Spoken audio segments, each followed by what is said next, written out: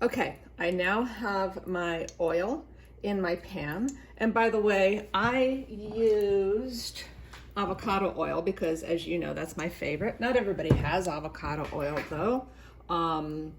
Olive oil is also another excellent oil to use. But if all you have is vegetable oil, you can use that too. I'm using a non-stick pan. This is called a Dutch oven because it's just a bigger pan. You don't have to use a non-stick pan.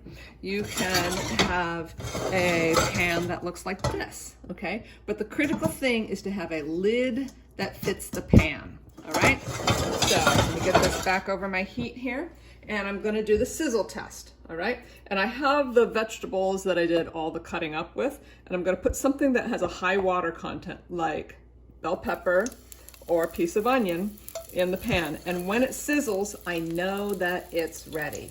So once again, in here, as you can see, I have this beautiful blend of onion, bell pepper, carrots, and celery. By the way, onions and carrots and celery has a special name in French cooking. That's called a mirepoix, I think. I think that's what it's called. So here we go. We're gonna put all this in. It's about 2.5 cups worth, okay? And like I said before, if you don't have those exact vegetables, you put in what you have, all right? You don't have to go out and go shopping just to get a carrot or just to get celery.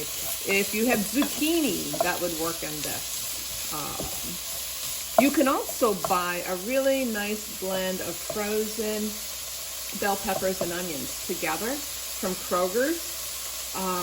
It's like red and green bell peppers and onions, frozen, already chopped. That's a good thing too. You might just want to run your knife through it to chop it a little bit more.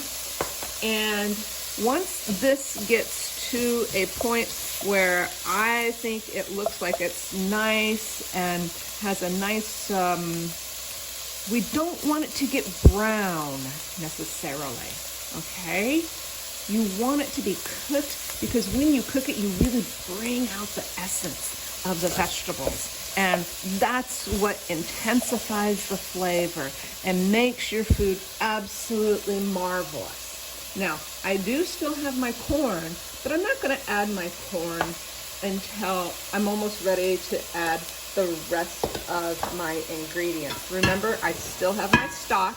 Now, one word about the stock or the broth. If you don't have vegetable broth, you don't have beef broth, you don't have chicken broth, you can use water. That's perfectly acceptable. Okay, right now I have this on about medium, and I'm just going to move it around a little bit, okay? And I want to have as much of these vegetables in contact with the pan as possible, all right? So what's going to go in here next? I have my broth, I have my salsa. I'm going to throw the corn in when I put the broth in, and then I have my rice and my beans. Now remember, you have 2 ingredients that are not going to go in at the beginning of the cooking time. Can you remember what those 2 ingredients are?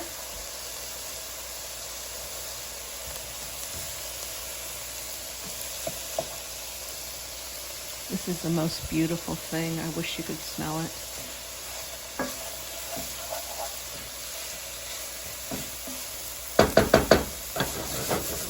I think I'm going to let this saute for maybe another 3 more minutes or so. Okay? So I'm going to put this on time-lapse video.